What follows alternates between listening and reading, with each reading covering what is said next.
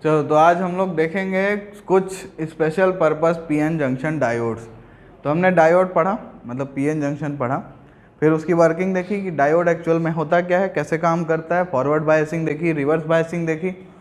फिर उसका हमने सबसे सिंपल और सबसे मोस्ट इम्पॉर्टेंट जो यूज़ था, सबसे ज़्यादा इम्पॉर्टेंट जो था वो था रेक्टिफायर का, जो लास्ट क्लास में हमने कवर किया, हाफ वेव रेक्टिफायर और फुल वेव रेक्टिफायर। ठीक है, अब हम लोग कुछ ऐसे पीएन जंक्शन डायोड्स पढ़ने वाले हैं जिसमें कि अभी जो हमने रेक्टिफायर यूज़ किया था उसमें हमारा जो वी आई कैरेक्टरिस्टिक था वो देखो कुछ इस टाइप का था, है ना। ये ऐसा था और यहाँ पे ऐसा, ठीक, ये कट इन वोल्टेज तक जीरो हो जाता है ना। तो हमने जो अभी तक यूज़ किया है वो इस रीजन में काम कर रहे थे, है ना, कंडक्ट कर रहे थे, बट इस रीजन में वो नहीं आते थे, यहाँ नहीं आते थे, इधर ही काम कर रहे थे, ठीक। बट यहाँ पे हम लोग जो स्पेशल पर्पस डायोड्स की बात करें, इनको हम डिज़ाइन ही ऐसा करते हैं कि हर एक डायोड एक स्पेशल काम करने वाला है। तो यहाँ पे जो वर्किंग है ना वो बेसिकली इस रीजन में रहेगी, ठीक। अब कैसे, क्यों और किस तरह से, ये हम लोग आज की क्लास में देखेंगे। क्या ये बात समझ में आई? तो अब हम लोग स्पेशल पर्पस डायोड में जो सबसे पहली चीज़ देखना चाहते हैं वो ये है कि पहले तुम लोगों को ये सोचना होगा ना भाई कि देखो ये जो रीजन यहाँ पे आ रहा है ये हो क्या रहा है। मैंने तुम लोगों को बताया था कि जब हम लोग रिवर्स जो वोल्टेज है, मैक्सिमम पीक इनवर्स वोल्टेज, उससे ज़्यादा अप्लाई करते हैं तो डायोड जो है वो ख़राब हो जाता है ना, मतलब जंक्शन ही ख़त्म हो जाता है उसका, है ना। तो मतलब जंक्शन का ब्रेकडाउन हो जाता है, टूट जाता है, ख़त्म हो जाता है। तो वो जो ब्रेकडाउन होता है वो कैसे होता है, क्यों होता है और किस तरह से होता है, सबसे पहले हम लोग इसकी बात तो करें, उसके बाद ही ना उससे उस पर बेस्ड एप्लीकेशन देख पाएंगे। तो सबसे पहले हम लोग देखेंगे कि ये जो रिवर्स ब्रेकडाउन होता है डायोड में, जंक्शन डायोड में, वो कैसे होता है। तो इसके दो मैकेनिज्म होते हैं, ठीक है। दो डिफरेंट कैटेगरी के अपने पास जंक्शन हो सकते हैं। एक हो सकता है लाइटली डोप्ड और एक हो सकता है हाईली डोप्ड, ठीक है। तो दोनों के लिए दो अलग अलग मैकेनिज्म से ब्रेकडाउन होता है। पहला जो मैकेनिज्म है वो ये है, जीनर ब्रेकडाउन, ठीक। तो जीनर ब्रेकडाउन में क्या होता है कि ये ना हैवली डोप्ड जंक्शन डायोड्स में होता है, इसी वजह से हमने यहाँ पे P के साथ P+ लिख रखा है और N के साथ N+ लिख रहा है। तो अगर कंसंट्रेशन बहुत ज़्यादा है, हाईली डोप्ड है, तो डिफ्यूज़न ज़्यादा होगा, डिफ्यूज़न ज़्यादा होगा तो डिप्लीशन विथ कैसी रहेगी, नैरो रहेगी, ठीक है कि नहीं, ठीक है। तो इसमें जो तुम पूछ रहे हो उसको बता देता हूँ। यहाँ N+ जो लिखा हुआ है ना, इसका मतलब ये नहीं है कि N साइड पॉजिटिव हो गया है। P+ का मतलब है बहुत सारा P, मतलब हाई डोपिंग, ज़्यादा कंसंट्रेशन। वैसे ही यहाँ पे N+ का मतलब है कि N जो नेगेटिव है, जो पेंटावेलेंट इम्प्योरिटी मिलाए हैं, वो बहुत ज़्यादा मात्रा में है। इसका मतलब ये नहीं है कि N साइड पॉजिटिव हो गया। N+ का मतलब है कि N ज़्यादा मात्रा में अवेलेबल है। क्या ये बात समझ में आई? ठीक है।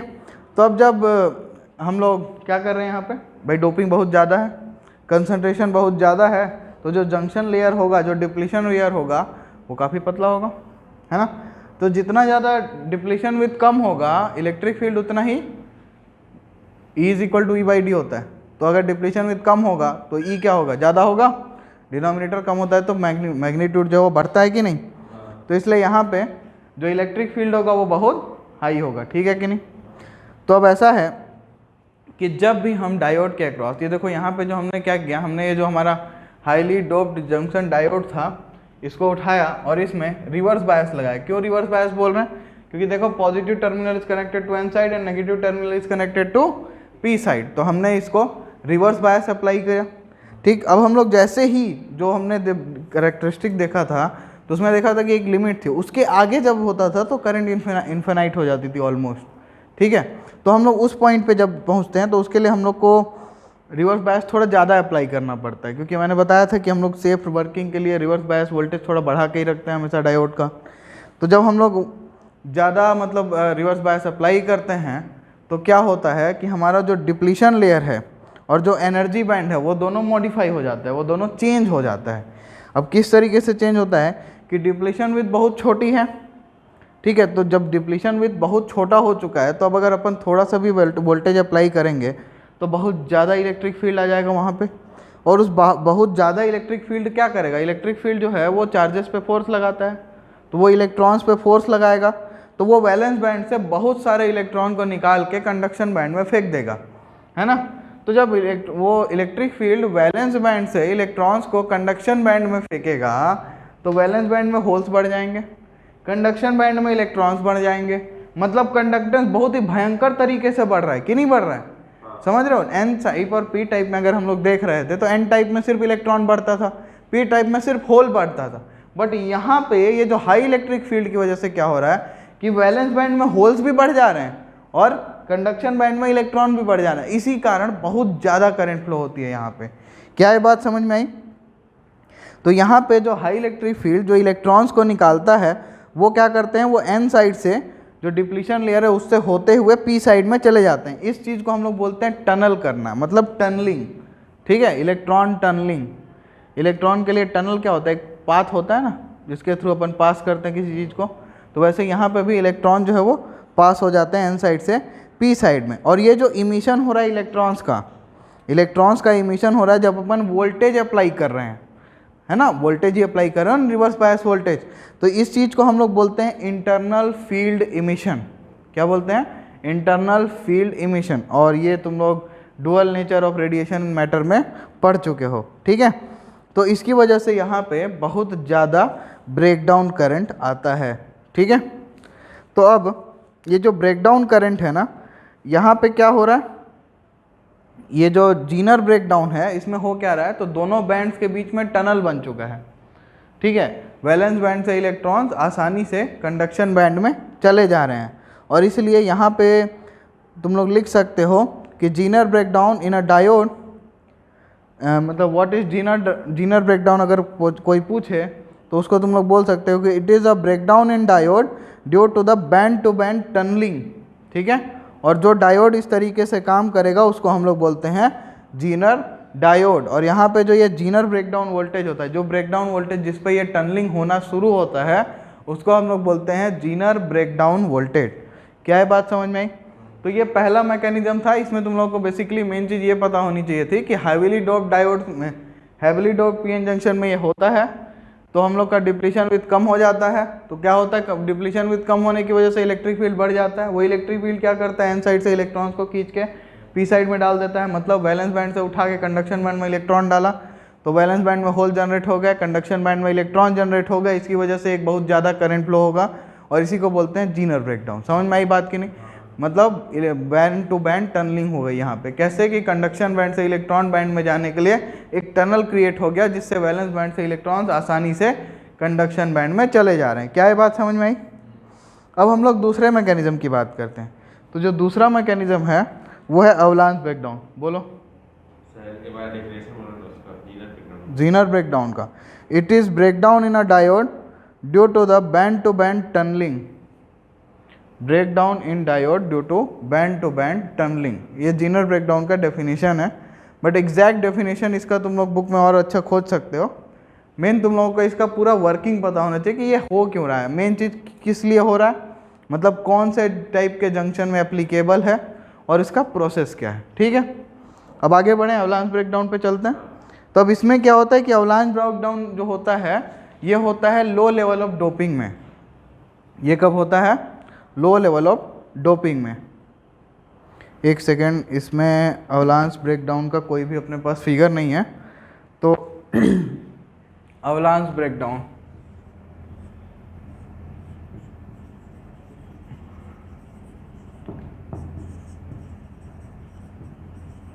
अवलांच ब्रेकडाउन जो होता है ये कब होता है, तो ये लो डोपिंग वाले डायोड्स होते हैं ना उनमें होता है ये।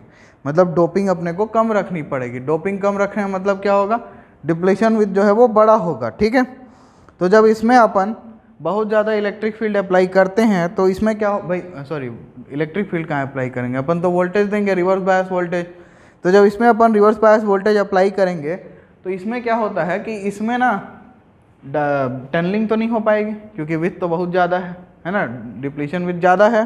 तो इस वजह से इसमें क्या होता है कि जो माइनॉरिटी चार्ज कैरियर से वो तो फ्लो हो रहे थे रिवर्स बायस में, है ना, तो उन पे जो अपना फोर्स आता है, जो एक्सेलरेशन होता है माइनॉरिटी चार्ज कैरियर्स का, वो काफ़ी ज़्यादा हो जाता है। तो इसकी वजह से क्या होता है कि वो उनकी काइनेटिक एनर्जी काफ़ी बढ़ जाती है और अगर काइनेटिक एनर्जी बढ़ गई तो वो जब मतलब जाते हैं, ट्रैवल करते हैं, तो किसी कोवेलेंट बॉन्ड से अगर वो टकराए तो वो कोवेलेंट बॉन्ड के इलेक्ट्रॉन्स को निकाल देते हैं, ठीक है।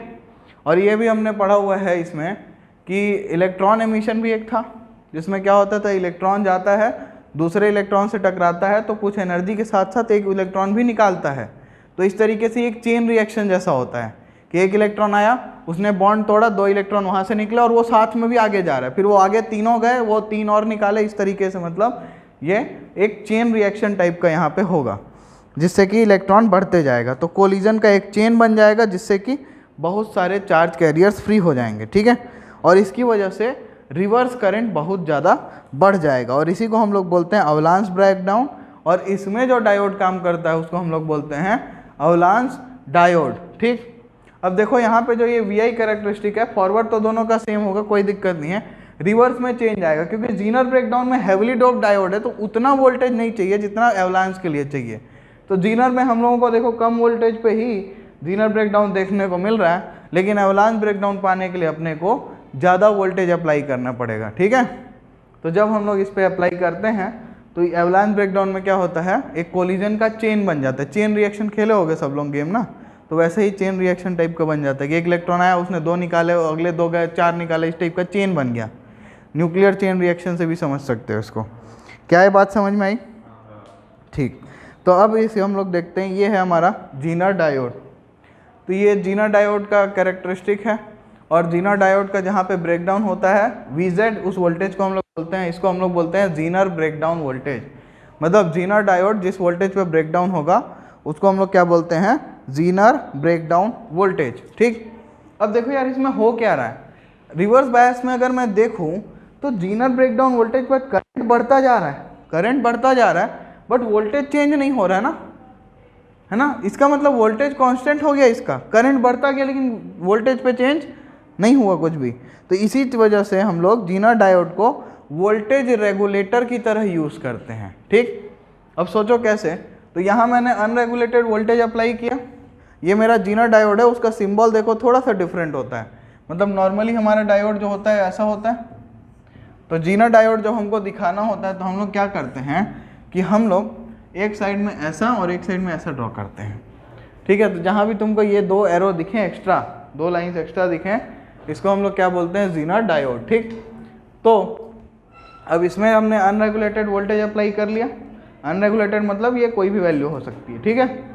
अब हमने क्या किया, सीरीज रेजिस्टेंस एक लगाया ताकि लिमिट में रख सके करंट को, फिर उसके सीरीज में हमने अपना क्या लगा दिया, जीनर डायोड, और जीनर डायोड के अक्रॉस हमने लोड लगाया, और यहाँ हमको रेगुलेटेड वोल्टेज मिलेगा। सोचो कैसे मिलेगा, करंट कितनी भी बढ़ेगी, करंट की वैल्यू कुछ भी होगी, बट ये जो जीनर डायोड है, पहली बात तो देखो रिवर्स में कनेक्टेड है कि नहीं, और रिवर्स में कनेक्टेड है तो क्या होगा, इसका ब्रेकडाउन होगा, और ब्रेकडाउन होने के बाद इसके अक्रॉस जो वोल्टेज होगा वो VZ पे फिक्स हो जाएगा, तो हमको आउटपुट पे हमेशा VZ मिलेगा। इनिशियली जब करंट फ्लो होना शुरू होगा तो धीरे धीरे वोल्टेज बढ़ेगा बढ़ेगा बढ़ेगा, फिर जैसे ही वो ब्रेकडाउन वोल्टेज पे पहुंचेगा उसके आगे वोल्टेज चेंज नहीं होगा, वो कांस्टेंट हो जाएगा, और हमको यहाँ पे हमेशा कांस्टेंट वोल्टेज मिलेगा। क्या ये बात समझ में आई? ठीक है, तो इसका ग्राफ देखते हैं हम लोग। इसका ग्राफ जो है वो ऐसा दिखता है, देखो। तो हमने वोल्टेज इनपुट वोल्टेज अप्लाई किया, और इनपुट वोल्टेज हम अप्लाई करते जाएंगे तो एक लिमिट तक वो बढ़ेगा बढ़ेगा बढ़ेगा। जैसे ही जीनर ब्रेकडाउन वोल्टेज पे पहुंचे तो डायोड का हो जाएगा ब्रेकडाउन, जो जीनर डायोड है वो ब्रेकडाउन हो जाएगा उसका, और फिर करंट भले बढ़ती रहे लेकिन वोल्टेज हमेशा कांस्टेंट रहेगा VZ पे। क्या ये बात समझ में आई? तो इस तरीके से ये जो जीनर डायोड है ये हमारे वोल्टेज को रेगुलेट कर दिया और हमको कांस्टेंट वोल्टेज मिलेगा हमेशा। कोई दिक्कत इसमें? ठीक है। अब देखो ऐसा है कि तुम्हारे दिमाग में यार होगा कि ऐसा कैसे हो सकता है कि करंट बढ़ेगा लेकिन वोल्टेज नहीं बढ़ेगा, है ना। तो देखो क्या होगा कि जब भी ये RS, उसके लिए ये RS काम कर रहा है यहाँ पे। ये RS क्या करेगा कि जैसे करंट जब बढ़ती जाएगी इस वोल्टेज इनपुट वोल्टेज की वजह से जो करंट बढ़ेगी तो ये RS में जो ड्रॉप है वो बढ़ता जाएगा, और RS में ड्रॉप बढ़ता जाएगा और VZ जो है वो कांस्टेंट रहेगा। समझे कि नहीं समझे? तो यहाँ पे जो सीरीज रेजिस्टेंस हमने लगाया हुआ है वो काम कर रहा है अपना ड्रॉप का, जिससे कि वोल्टेज कांस्टेंट रहे जीनर डायोड के अक्रॉस हमेशा। ठीक, कोई दिक्कत इसमें? तो अब जीनर डायोड होता क्या, अगर तुम लोग लिखना चाहते हो तुम लोग लिख सकते हो कि it is a junction diode specially design to operate in a reverse breakdown region continuously without getting damaged. ठीक है, इसको हम लोग डिज़ाइन ही ऐसे करते हैं कि ये रिवर्स ब्रेकडाउन में वर्क कर सके और डैमेज ना हो इसका। ये स्पेशल प्रॉपर्टी है इसकी, इसके डोपिंग की वजह से ऐसा होता है। ठीक है, और जीना डायोड अपने को अलग अलग ब्रेकडाउन वोल्टेज का मिल जाता है, मतलब जितना अपने को रिक्वायरमेंट है उस हिसाब से अपन इसको ले सकते हैं। ठीक, क्या ये बात समझ में आई? ठीक है, अब जीना डायोड का जो मोस्ट इंपॉर्टेंट यूज़ है वो यही है, एकमात्र जो सबसे खास यूज़ है इसका, वोल्टेज रेगुलेटर का। क्योंकि सोचो अगर तुम्हारे पास ये वोल्टेज फ्लक्चुएटिंग वोल्टेज होता, ये कंटिन्यूअसली बढ़ता घटता रहता, तो क्या तुम ऐसा चाहते? मान लो तुम्हारा अप्लायंस रेटेड है 220 वोल्ट पे वर्क करने के लिए, ठीक, और तुम्हारे पास जो वोल्टेज आ रहा है वो 210 से लेकर 260 के बीच में कंटिन्यूअसली आ रहा है, तो तुमने डायोड लगा दिया ऐसा जिसका रिवर्स ब्रेकडाउन वोल्टेज 220 हो, ऐसा सोच सकते हो ना। तो क्या होगा, वो कंटिन्यूअसली जैसे 250 आएगा, बाकी जो 30 वोल्ट है वो आरएस में ड्रॉप हो जाएगा, हमको आउटपुट में हमेशा 220 वोल्ट या 220 वोल्ट ही मिलता रहेगा। क्या ये बात समझ में आई? ठीक है, तो अब हम लोग ये जो मोस्ट इम्पॉर्टेंट था वर्किंग जीना डायोड का वो देख चुके हैं। तब इसके बाद हम लोग दूसरे डायोड्स की बात करेंगे। जीना डायोड ही था सबसे मेन इसमें। अब हम लोग आगे देखेंगे फोटोनिक डायोड्स का।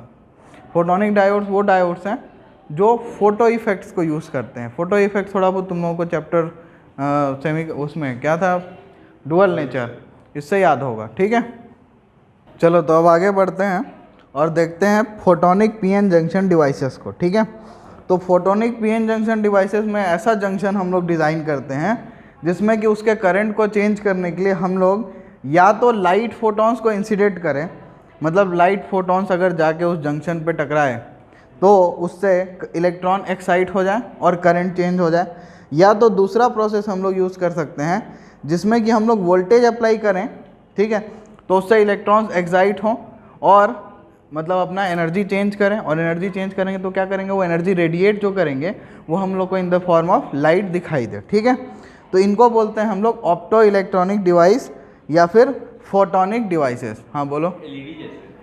बेटा एलईडी अभी इसी में आएगा, वेट करो, थोड़ा थोड़ा वेट करो, सब आएगा। ठीक है, तो फोटोनिक इसमें जो सबसे इम्पॉर्टेंट है वो ये है कि तुम्हारे जीवन में ये बहुत इम्पॉर्टेंट है। मजाक हो गया वैसे, डिस्टर्ब कर दिए ना तुम। ठीक, तो इसमें हम लोग 3 चीज़ें देखेंगे। पहले हम लोग देखेंगे फोटो डिटेक्टर, ठीक है, जिसका एग्जांपल है तुम्हारा फोटो डायोड और फोटो कंडक्टिंग सेल। तुम लोगों ने बगलर नाम के बारे में सुना है ना। स्टोर्स में रात को लाइट जैसे बंद हो जाती है तो चोर अगर घुसता है तो टॉर्च जला के घुसेगा ऑब्वियसली। टॉर्च की लाइट अगर उस पर पड़ी तो अलार्म बजने लगता है। ठीक है, तो ये इसमें फोटो डिटेक्टर्स का यूज़ होता है जो लाइट इंटेंसिटी को डिटेक्ट करते हैं। जैसे ही डिटेक्ट करते हैं उसको एब्जॉर्ब करते हैं, इलेक्ट्रॉन एक्साइट होते हैं और करंट फ्लो होता है जिसकी वजह से अलार्म बजता है। ठीक है, हाँ रास्ते में एम्पलीफायर लगाना पड़ेगा, वो सब तुम्हारे कॉन्सेप्ट में नहीं है। ठीक, दूसरा हम लोग बात करेंगे फोटोवोल्टाइक डिवाइसेस की। फोटोवोल्टाइक, फोटो बोले तो फोटो मतलब लाइट, वोल्टाइक मतलब अपना इलेक्ट्रिसिटी। सो मतलब क्या हो रहा है यहाँ पे, लाइट से इलेक्ट्रिसिटी जनरेट होगी। एग्जाम्पल के तौर पे सोलर सेल देखे हो तुम लोग। ठीक है, और तीसरा जो डिवाइस होगा जिसका अपन यूज़ करेंगे जिससे अपन इलेक्ट्रिकल एनर्जी को लाइट एनर्जी में कन्वर्ट करेंगे। अब इसका एग्जाम्पल जो आपने भाई साहब बोला एलईडी, और दूसरा एग्जाम्पल लेज़र। ठीक है, तो यहाँ हम लोग सिर्फ लेज़र एलईडी के बारे में पढ़ेंगे, लेज़र सिलेबस में नहीं है। तो फोटो डायोड के बारे में शुरुआत करते हैं। सो ये तुम लोगों को फोटो डायोड का सिंबल दिखाई दे रहा है। ठीक है, इसमें क्या है कि यहाँ पे हम लोग जंक्शन पे एच म्यू जो अपना रेडिएशन है, लाइट रेडिएशन, वो पड़ रही है, और उसके पढ़ने की वजह से क्या होगा, जंक्शन पे इलेक्ट्रॉन्स एक्साइट होंगे, और पूरा प्रोसेस हम लोग बारी बारी अब देखेंगे। ठीक है, तो फोटो डायोड होता क्या है, तो it is a PN junction diode fabricated from a photosensitive semiconductor and it is provided with a transparent window to allow the light to fall on the junction। ठीक है, मतलब इसमें अपन क्या करते हैं भाई, ये फोटो सेंसिटिव सेमीकंडक्टर यूज़ करेंगे। फोटो सेंसिटिव मतलब भाई जो लाइट इंटेंसिटी पर रिएक्ट करे। 2 टाइप के मटेरियल हमारे पास हो सकते हैं ना, एक नॉन सेंसिटिव जो लाइट पड़ते जाए बट उसको कोई फ़र्क नहीं पड़ेगा, और दूसरा फोटो सेंसिटिव जिसपे फोटोन जब पड़ेंगे तो वो कंडक्टिविटी चेंज करेगा, मतलब उसमें इलेक्ट्रॉन्स एक्साइट होंगे। ठीक है, तो इसमें हम लोग छोटा सा विंडो देते हैं। विंडो इसलिए देते हैं कि भाई लाइट जो आई वो जंक्शन तक पहुंच पाए। ठीक है, तो ये इसका सिंबल तुम लोग देख लिया। अब इसके सीरीज़ में हम लोग एक रेजिस्टेंस लगा देते हैं। ठीक है, और ये भी जो है ना, इसको भी हम लोग रिवर्स बायस में ही यूज़ करते हैं। ठीक, और हमेशा हम लोग जो ब्रेक इसका वोल्टेज रहता है जो भी हम लोग अप्लाई करके रखते हैं वो हमेशा ब्रेकडाउन वोल्टेज से थोड़ा सा कम रखते हैं। ठीक, तो जब लाइट इस पर नहीं पड़ते रहता है तो थोड़ा सा रिवर्स करंट इसमें फ्लो करता रहेगा माइनॉरिटी चार्ज कैरियर्स की वजह से। अब लाइट नहीं पड़ रहा है ना, लेकिन थर्मल जनरेशन की वजह से माइनॉरिटी कैरियर्स आएंगे, वो फ्लो करेंगे तो रिवर्स करंट आएगा, लीकेज करंट। इसको हम लोग बोलते हैं dark current. Dark current, dark current क्या है? वो करंट है जो इन एब्सेंस ऑफ लाइट एक फोटो डायोड में फ्लो करती है रिवर्स डायरेक्शन में। ठीक है, अब हम लोग आगे देखें तो जैसे ही हम लोग इस पर एक लाइट फोटॉन्स को इंसिडेंट कराएंगे जिनकी एनर्जी गैप से ज़्यादा है, तो क्या होगा? इलेक्ट्रॉन और होल पेयर जनरेट होंगे, है ना। फोटॉन्स की एनर्जी को एब्जॉर्ब करेंगे और बॉन्ड ब्रेक होगा, इलेक्ट्रॉन होल पेयर जनरेट होगा। तो इसकी वजह से क्या होगा कि कैरियर्स आ जाएंगे, 4 कैरियर्स आ जाएंगे डिप्लीशन रीजन के पास, क्योंकि ये जो लाइट है वो डिप्लीशन रीजन पे ही पड़ रही है, जंक्शन पे ही। तो इसकी वजह से क्या होगा? जंक्शन फील्ड जो है वो क्या करेगा? इन इलेक्ट्रॉन्स को कलेक्ट करेगा, इलेक्ट्रॉन्स को वो एन साइड में कलेक्ट करेगा और होल्स को पी साइड में। और इन इलेक्ट्रॉन्स के कलेक्शन की वजह से क्या होगा? इन इलेक्ट्रॉन्स के कलेक्शन की वजह से यहाँ पे एक ईएमएफ आ जाएगा और उस ईएमएफ की वजह से करंट फ्लो करेगा। समझ में आई बात कि नहीं? ठीक है, तो अब यहाँ पे जो करंट होगा वो भी रिवर्स बायस में ही होगा। तो यहाँ पे तुम लोग ये देख रहे हो पी साइड और एन साइड है और उसके जंक्शन पे लाइट पड़ रही है। ठीक, तो यहाँ पे एन साइड में इलेक्ट्रॉन्स कलेक्ट हो जाएंगे, पी साइड में होल, और इसकी वजह से यहाँ पे ईएमएफ जनरेट हो जाएगा और ईएमएफ जनरेट होने की वजह से फिर करंट फ्लो करता जाएगा। और ये भी हमने रिवर्स बायस ही कनेक्ट करके रखा हुआ है। नेगेटिव को देखो पी साइड में और पॉजिटिव को एन साइड में। बीच में लिमिटिंग रजिस्टर लगा रखे हैं, ये करंट को लिमिट करके रखेगा। और साथ में करंट मेजर करने के लिए एक माइक्रो एमीटर लगाए हैं, क्योंकि रिवर्स बायस में करंट की वैल्यू काफ़ी कम होती है। ठीक है, तो इसमें जो रिवर्स बायस फोटो डायोड अगर हमारे पास है तो हम लोग बड़े आराम से फोटो करंट के चेंज को इंटेंसिटी के रिस्पेक्ट में ऑब्जर्व कर सकते हैं। मतलब अगर हम इंटेंसिटी चेंज करेंगे तो हमारा जो फोटो करंट होगा, यहाँ जो करंट है वो किसकी वजह से आई? फोटॉन्स की वजह से। तो इसलिए इसको हम लोग फोटो करंट बोलते हैं। तो फोटो करंट को हम लोग आराम से देख सकते हैं। तो जैसे ये अपन देखें अगर रिवर्स बायस कैरेक्टरिस्टिक में, तो देखो हम लोगों को इस टाइप से दिखाई देगा। ध्यान से देखो इसमें कि जितना ज़्यादा इंटेंसिटी होगा रिवर्स बायस करंट उतना ही ज़्यादा है। ठीक, कोई दिक्कत इसमें? अब ये ध्यान रखना कि फोटॉन्स तभी यहाँ पे, मतलब ये जो करंट है फोटो करंट तभी फ्लो करेगा जब हमारा जो एनर्जी है जो फोटॉन्स का वो बैंड गैप से ज़्यादा होगा। मतलब एनर्जी बैंड गैप जो था ना सेमीकंडक्टर का, उससे ज़्यादा एनर्जी पे, उससे कम होगा तो वो एनर्जी एब्जॉर्ब भी हो जाएगी, तो इलेक्ट्रॉन एक्साइट हो नहीं पाएंगे, बॉन्ड ब्रेक हो नहीं पाएगा और कंडक्शन नहीं होगा। क्या ये बात समझ में आई?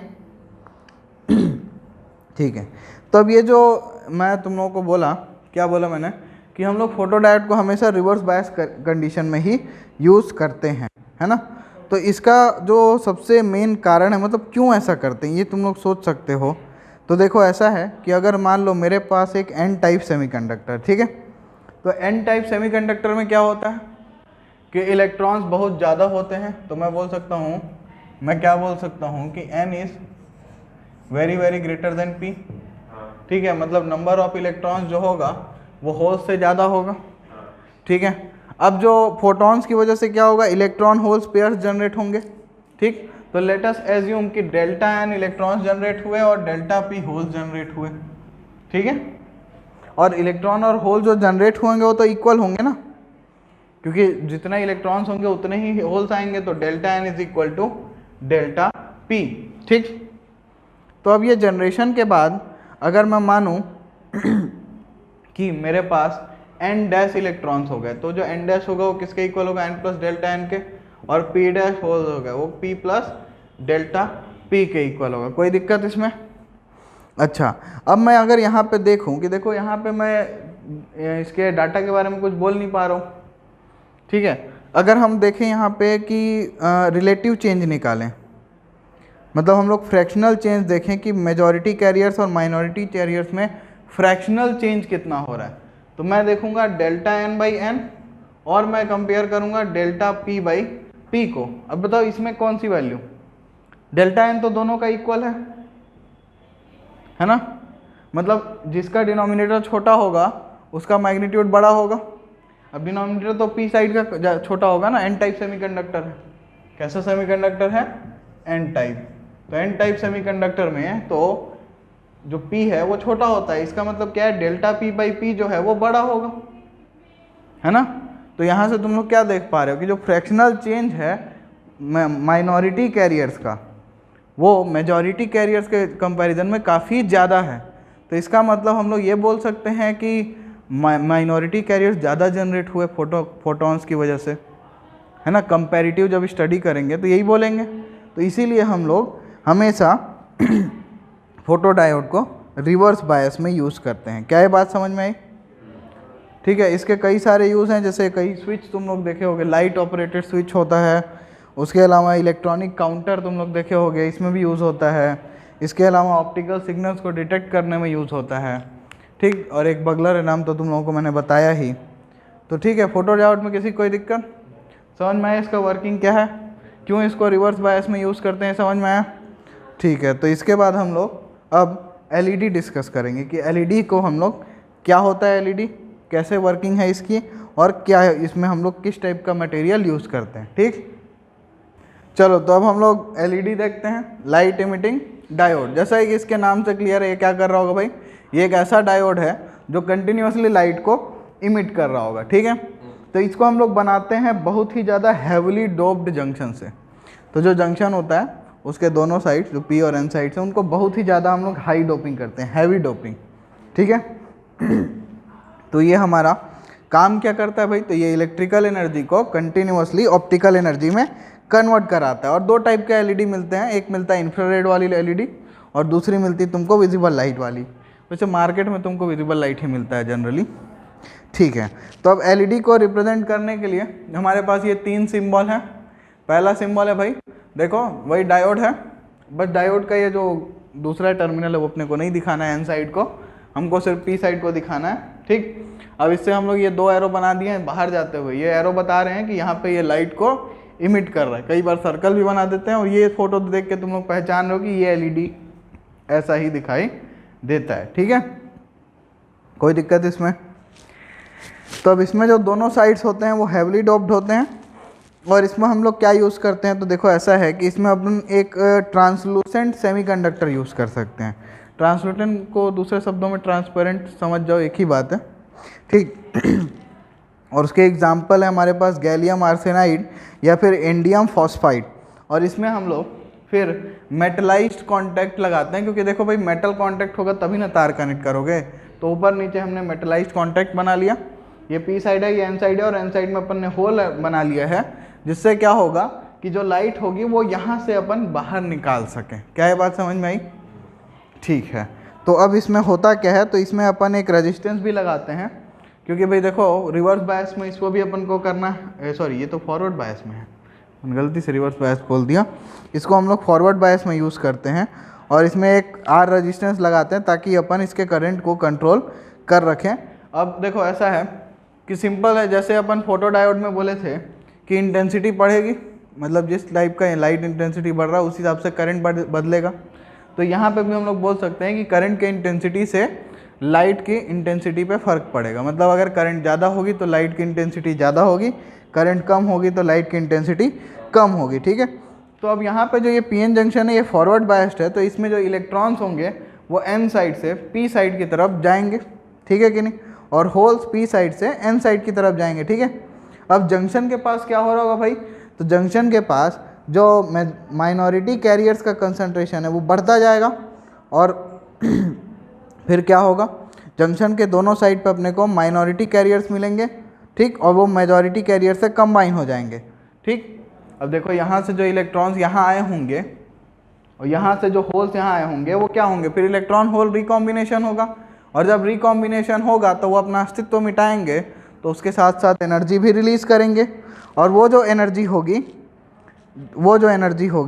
वो जितनी भी एनर्जी है वो उतनी एनर्जी का फोटोन दे के जाएंगे हमको। तो हमको फिर फोटोन मिलेगा जितना बैंड गैप होगा, आसान शब्दों में बोलोगे, ठीक है।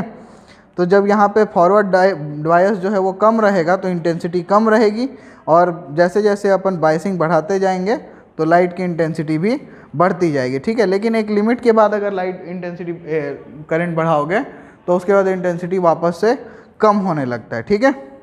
अब एलईडीज़ को अपन ऐसे बायसिंग करके रखते हैं, बायसिंग वोल्टेज को हम लोग इस तरीके से अप्लाई करते हैं कि हमको जो इसकी इफिशियंसी है वो मैक्सिमम मिले, ठीक। अब इसका जो IV कैरेक्टरिस्टिक है देखो वो कुछ इस टाइप का दिखाई देगा तुम लोगों को, ठीक। तो अब देखो यहाँ पे ये एक पर्टिकुलर एलईडी के लिए IV कैरेक्टरिस्टिक ड्रॉ किया गया है।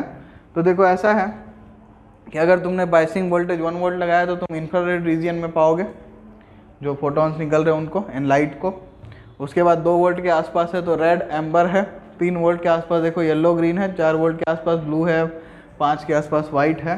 तो ये वोल्टेज पे डिपेंड करेगा कि कौन सी फ्रिक्वेंसी निकलेगी। सिंपल सी बात है कि वोल्टेज के हिसाब से ही एनर्जी आएगी, जो बैंड गैप होगा वो, तो एनर्जी जो है वो h न्यू के इक्वल होगी ना।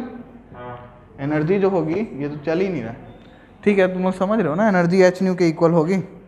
तो E is equal to h nu जो होगा, तो यहाँ से तुम लोग h प्लैंक्स कांस्टेंट है, ठीक, h प्लैंक्स कांस्टेंट है, तो उससे डिवाइड करके फ्रिक्वेंसी निकाल लोगे। उस फ्रिक्वेंसी के हिसाब से तुम लोग बता सकते हो कि कौन सी लाइट यहाँ पे तुम लोगों को मिलेगी। क्या ये बात समझ में आई? अब 2 इम्पॉर्टेंट एलईडी इसमें होता है, 2 इम्पॉर्टेंट फीचर है एक्चुअली इसके। पहला फीचर ये है कि जो कलर है इसका, कि कौन से लाइट का कलर, मतलब कौन से कलर का लाइट मिलेगा हमको, वो डिपेंड करता है कि इसका बैंड गैप कितना रहेगा, ठीक। और दूसरी चीज़ ये कि जो इंटेंसिटी होगी, किस लाइट की इंटेंसिटी निकलेगी, वो डिटरमाइन होगा अपने फॉरवर्ड करंट से, कि कितना करंट फ्लो हो रहा है, उस हिसाब से अपने को लाइट इंटेंसिटी मिलेगी, ठीक है। अब देखो इसमें हम लोग कई टाइप के मटेरियल यूज़ कर सकते हैं। तो जनरली जब हमको विजिबल लाइट चाहिए होता है तो विजिबल लाइट का जो वेवलेंथ होता है वो 0.4 से 0.7 माइक्रोमीटर के आसपास होता है, जिसकी एनर्जी अगर हम लोग कैलकुलेट करें तो वो 3 इलेक्ट्रॉन वोल्ट से 1.8 इलेक्ट्रॉन वोल्ट तक आती है। तो इसके लिए हम लोग क्या करते हैं कि हम लोगों को बैंड गैप 1.8 तक तो रखना ही होगा, तो इसलिए हम लोग यहाँ पे कंपाउंड सेमीकंडक्टर यूज़ करते हैं गैलियम आर्सेनाइड फॉस्फाइड का, ठीक है। और अगर हमको अलग अलग कलर का चाहिए तो गैलियम आर्सेनाइड फॉस्फाइड का ही एक अलग रेटिंग होता है, मतलब जिसमें कि बैंड गैप उसका 1.9 इलेक्ट्रॉन वोल्ट के इक्वल होता है, उसको रेड के लिए यूज़ करते हैं। और गैलियम आर्सेनाइड सिर्फ हम लोग यूज़ करते हैं 1.4 इलेक्ट्रॉन वोल्ट के बैंड गैप का, जिसमें कि हम लोग इंफ्रारेड एलईडी बनाते हैं, ठीक है। तो ये अपना चॉइस है कि मतलब कौन से हम लोग सेमीकंडक्टर का यूज़ करेंगे जिससे हम लोग को कितने बैंड गैप का एलईडी मिलेगा। तो एलईडी का सबसे बड़ा फ़ायदा क्या है? पहले तो इनकैंडेसेंट लैंप सालों से यूज़ होती ही रहा है, तो फिर एलईडी बनाने की ज़रूरत क्या पड़ी भाई? तो सिंपल सा सोचो, तुम लोगों को अगर याद हो तो तुम लोग जब दुकान जाते हो तो बोलते हो 100 वाट का बल्ब दे देना, बट एलईडीज़ की बात करें तो ये 12 वाट 14 वाट में भी 100 वाट से ज़्यादा लाइट दे देती हैं, है कि नहीं? तो पहली चीज़ तो इनका भाई ऑपरेशनल वोल्टेज जो है वो कम है, दूसरा इनका जो पावर है वो कंजप्शन भी कम है पावर का, है ना। इसके अलावा देखोगे तो अगर एक एलईडी को और एक इनकैंडेसेंट लैंप जो पुराने ज़माने में आता था टंगस्टन फिलामेंट वाला, दोनों को साथ में जलाना, तो तुम देखोगे कि एलईडी तत्काल प्रभाव से तुमको लाइट देगा, लेकिन जो इनकैंडेसेंट लैंप है उसमें पॉइंट थोड़ा सा टाइम लगेगा, उसको हीट होना पड़ता है और उसके बाद ही वो तुमको लाइट देता है, मतलब वार्म अप टाइम चाहिए उसको एक तरीके से, ठीक। इसके अलावा अगर बैंडविड्थ की बात करें तो एलईडीज़ में जो बैंडविड्थ होती है वो 100 से 500 एंगस्ट्रॉम के बीच में होती है, तो इसमें जो लाइट है ना वो मोनोक्रोमैटिक लगती है अपने को। लेकिन जब अपन बात करें इसमें इनकैंडेसेंट लैंप में तो मोनोक्रोमैटिक लाइट अपने को नहीं मिलती है। उसके अलावा तुम लोग अगर लॉन्ग लाइफ की बात करें तो तुम लोग जानते हो कि एलईडी ज़्यादा टाइम तक यूज़ करते हैं हम लोग। एलईडीज़ कंपैरेटिवली मजबूत भी होते हैं, क्योंकि अगर अपने पास अभी जो यहाँ पे एलईडीज़ अवेलेबल हैं और एक इनकैंडेसेंट लैंप हम यूज़ करें तो इनकैंडेसेंट लैंप को अगर तुम गिरा दोगे तो तत्काल फूट जाएगा वो, लेकिन एलईडी जो है वो अभी हमारे पास जो होते हैं वो प्लास्टिक बेस के आते हैं ना, तो ये मजबूत भी होते हैं, रगड़ भी होते हैं, जिसको हम लोग बोल सकते हैं, ठीक है। इसके अलावा एलईडीज़ का जो ऑन ऑफ करने का कैपेसिटी होता है वो काफ़ी ज़्यादा होता है, ठीक। अब एलईडीज़ का बहुत सारा यूज़ है, जैसे हम लोग इसको कम्युनिकेशन में यूज़ करते हैं, इमेज प्रोसेसिंग में, इमेज स्कैनिंग में यूज़ करते हैं, ठीक है। और तुम लोग देखे होगे रेडियो रिसीवर में होता है तुम्हारे पास, अगर वो है कैलकुलेटर, उसमें देखोगे तो तुम लोग ये 7 सेगमेंट डिस्प्ले कई बार देखे होगे, है ना।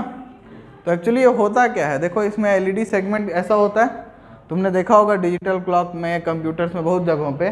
तो ये 1 2 3 4 5 6 7 ये 7 सेगमेंट्स हैं। ये 7 सेगमेंट्स मिलके तुमको पूरे लेटर्स दे देते हैं 0 से लेकर 9 तक के। तो अब ये डिपेंड करेगा कि हम कौन सी एलईडी ऑन किए हैं तो हमको कौन सा शेप मिलेगा। मैं सब सारे एलईडी ऑन कर दूँ, बस इसको बंद करूँ तो मेरे को 0 मिलेगा। समझ में आई बात। तो अलग अलग एलईडी के ऑन ऑफ के प्रोसीजर पे हम अलग अलग नंबर को पाते हैं इसमें। क्या ये बात समझ में आई। बाद में जाओगे तो इसके कोडिंग भी तुम कर सकते हो, ठीक है, कि कौन सी एलईडी कब ऑन होनी चाहिए। तो ये था अपना पूरा एलईडी का। बताओ इसमें किसी कोई दिक्कत, ठीक है। तो अब इसके बाद एक और हम लोग देखेंगे, एक और हम लोग जो स्पेशल डायोड डिज़ाइन करते हैं, जिसमें हम लोग क्या करते हैं, अभी तक हमने सारी बात की, इलेक्ट्रिकल से ऑप्टिकल भी बात कर लिए हम लोग, ऑप्टिकल डिटेक्टर की भी बात कर लिए, लेकिन अभी एक चीज़ बच गई है, जो क्या है, ऑप्टिकल से इलेक्ट्रिकल कन्वर्जन बच गया, और उसके लिए हम लोग यूज़ करते हैं सोलर सेल का। तो नेक्स्ट हम लोग सोलर सेल देखेंगे। चलो तो अब सोलर सेल देखते हैं। तो सोलर सेल में होता क्या है कि ये एक जंक्शन डायोड है जो सोलर एनर्जी को इलेक्ट्रिकल एनर्जी में कन्वर्ट करता है, और इसमें जो वर्किंग है इसकी, it is based on photovoltaic effect, ठीक है। फोटोवोल्टाइक इफेक्ट क्या होता है, जिसमें लाइट्स के आने की वजह से हम लोग वोल्टेज जनरेट करते हैं, इसको बोलते हैं फोटोवोल्टाइक, फोटोन से वोल्टेज का जनरेशन, ठीक। तो इसका कंस्ट्रक्शन कैसा होता है, एक सोलर सेल कैसा बना होता है, तो देखो इसमें एक पीएन जंक्शन डायोड होता है, मतलब पीएन जंक्शन जो इसका होता है उसको हम लोग सिलिकॉन या फिर गैलियम आर्सेनाइड से बनाते हैं, और इसमें हम लोग एक पतली सी पी टाइप की लेयर डिफ्यूज़ कराते हैं एन टाइप के ऊपर, और नीचे लगाते हैं बैक कॉन्टैक्ट, ठीक है।